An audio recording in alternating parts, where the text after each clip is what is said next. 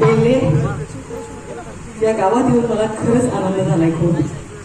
कारण लोककला महोत्सव मी अनेक वर्ष केलेले नाहीये, खूप वर्ष झालं करून, आणि त्याची कारणं वेगळी आहेत. कारण असे महोत्सव या विभागात, आपल्या विभागात खूप भरले जातात आणि हे 13वं वर्ष आहे. मला माहिती नव्हतं खरं तर, पण खास करून माझे गुरुजी डॉक्टर गणेश चंद्रन शिवे यांच्यामुळे मला इथे यायला मिळालं आणि मी खरंच खूप भाग्यवान आहे.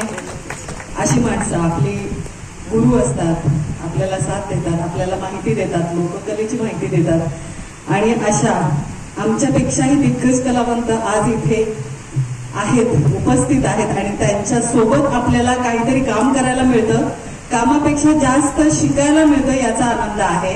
आणि तुम्ही सर्वजण इतके भाग्यशाली आहात की तुम्हाला ही तुमची लोककला इतक्या आजूबाजूला आहे आणि त्या लोककलावंतांना भेटता येतं, तुम्हाला समजून घेता येतं, त्यांची कला पाहता येते. पण आमच्या शहरी लोकांना हे पाहता येत नाही जोपर्यंत तुम्ही आमच्या शहरात येत नाही.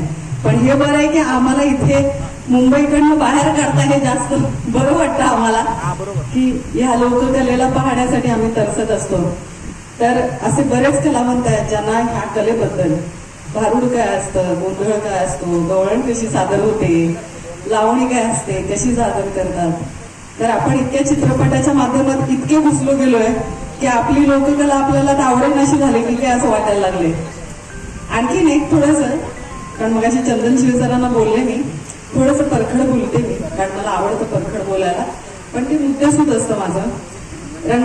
कारण रंगमंचावर आपण जेव्हा लोककला महोत्सव घडवतो त्या लोककलावंतांचे फोटो असतील तर मला जास्त आवडलं असतं. यमुना वायकर असतील किंवा लक्ष्मीबाई नगरकर असतील, शकूबाई असतील, कोण असे बरेच अनेक दिग्गज कलावंत असतात.